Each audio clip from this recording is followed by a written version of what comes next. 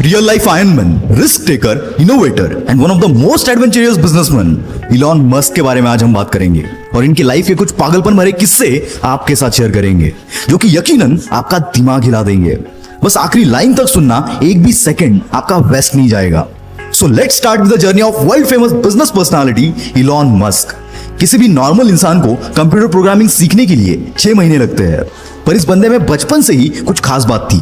9 साल की उम्र में जब इलॉन मस्क को अपना पहला कंप्यूटर मिला, उस वक्त कंप्यूटर के साथ प्रोग्रामिंग की एक बुक भी साथ में मिली थी और इस 9 साल के बच्चे ने बिना सोए 3 दिन में ही इस बुक को खत्म कर दिया और इस प्रोग्रामिंग नॉलेज को यूज करके 12 साल की उम्र में एक कॉम्पिटिटिव गेम डिजाइन करके एक वीडियो गेम कंपनी को बेच भी दिया। ऐसी कुछ अजीबोगरीब किस्सों से भरा है इलॉन मस्क का बचपन। कहते हैं इलॉन मस्क के पास फोटोग्राफिक मेमोरी है, यानी कि जो भी चीज वो एक बार देख ले उन्हें याद हो जाती है। ये बात तो आपने सुनी होगी कि इलॉन को स्कूल में काफी बुली किया जाता था, जिसकी वजह से इनका कोई दोस्त नहीं था और इसीलिए ये बंदा अपना ज्यादातर वक्त किताबें पढ़ने में गुजार देता था।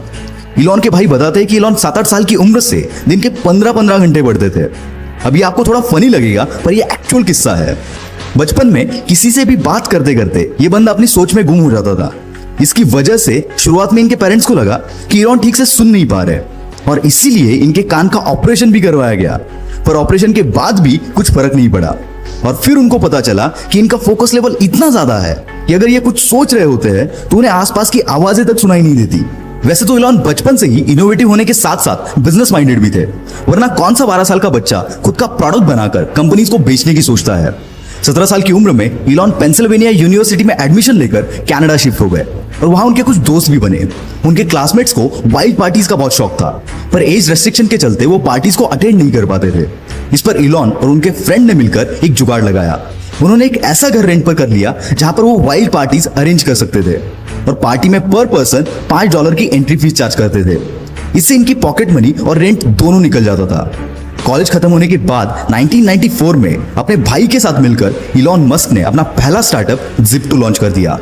Zip2 से लेकर SpaceX, टेस्ला और OpenAI तक जितने भी स्टार्टअप इलॉन मस्क ने स्टार्ट किए, उन हर एक में इनोवेशन इस बंदे का प्राइमरी और सबसे स्ट्रॉन्ग पिलर था। Zip2 में वो अलग अलग बिजनेसेस के मैप्स और उनकी इंफॉर्मेशन Zip2 के वेबसाइट पर प्रोवाइड करते थे, जिससे बिजनेस ओनर्स को नेटवर्किंग में हेल्प मिलती थी और इलॉन का ये बिजनेस चला। केवल 5 साल में इलॉन ने ये कंपनी $307 मिलियन के वैल्यूएशन के साथ कॉम्पैक्ट को बेच दी और इसमें इलॉन का शेयर $22 मिलियन का था। अब इलॉन मस्क एक मल्टी मिलियनेयर बन चुके थे। उनके पास अब एक बड़ा सा अपार्टमेंट, एक प्लेन और एक मैक्लारेन F1 स्पोर्ट्स कार भी थी। ऐसे एक दिन इलॉन बैंक गए हुए थे। वहां उन्होंने देखा कि लंबी लंबी लाइनें लगी हुई थी और यही जन्म हुआ X.com का। इलॉन की यह कंपनी ऑनलाइन ट्रांजैक्शन केवल एक ईमेल के थ्रू प्रोवाइड करती थी।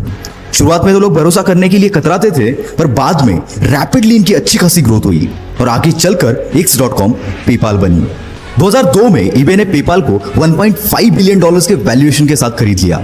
इसमें इलॉन मस्क सबसे हाईएस्ट यानी कि 11.7% के स्टेक होल्डर थे। उसके बदले उन्हें $165 मिलियन मिले और पेपाल के इसी डील के बाद जन्म हुआ पेपाल माफिया का। मतलब ये कि इसमें जितने भी शेयर होल्डर्स थे, उन्होंने पेपाल बेचने के बाद खुद की बड़ी बड़ी कंपनीज बनाई, जिसमें यूट्यूब, लिंक्डइन, SpaceX, टेस्ला, कीवा जैसे बड़े बड़े ब्रांड शामिल है। पेपाल के बाद इलॉन मस्क के पास काफी पैसे आ चुके थे।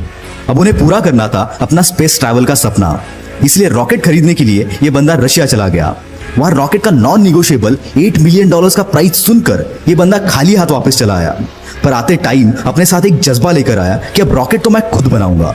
पर किसी भी चीज को जीरो से शुरू करना इतना आसान नहीं होता, कई बार हार का सामना भी करना पड़ता है। पर इस बंदे ने किताबें पढ़कर एक्सपेरिमेंट कर करके रॉकेट को बनाना चालू किया। साथ ही इलेक्ट्रिक कार बनाने वाली कंपनी टेस्ला में भी इन्वेस्ट किया, पर इतनी कोशिशों के बावजूद नाकामयाबी बंदे का पीछा छोड़ने को तैयार नहीं थी। एक के बाद एक रॉकेट्स के टेस्टिंग फेल हो रहे थे। यहाँ टेस्ला भी फंडिंग ना मिलने की वजह से डूबने की कगार पर थी। एक समय तो ऐसा भी आया जब इस बंदे के पास आखिरी $40 मिलियन बचे थे और दोनों भी कंपनीज डूबने की कगार पर थी। इनके सामने 2 ऑप्शन थे, SpaceX में सारा पैसा लगाकर टेस्ला को डूबने दो या फिर दोनों में आधा आधा पैसा लगाकर दोनों को डूबने दो। और ऐसी सिचुएशन में इस बंदे ने दूसरा रास्ता चुना और फॉर्चुनेटली इनका चौथा रॉकेट चल पड़ा और साथ ही साथ इनकी किस्मत भी। SpaceX की कामयाबी देखकर नासा ने इनको $1.5 बिलियन का कॉन्ट्रैक्ट दिया, जिसने इनकी डूबती नैया पार करा दी। SpaceX और टेस्ला के साथ साथ इलॉन मस्क की कई सारी कंपनीज है जो कि इनोवेटिव कंपनीज है, जिसमें द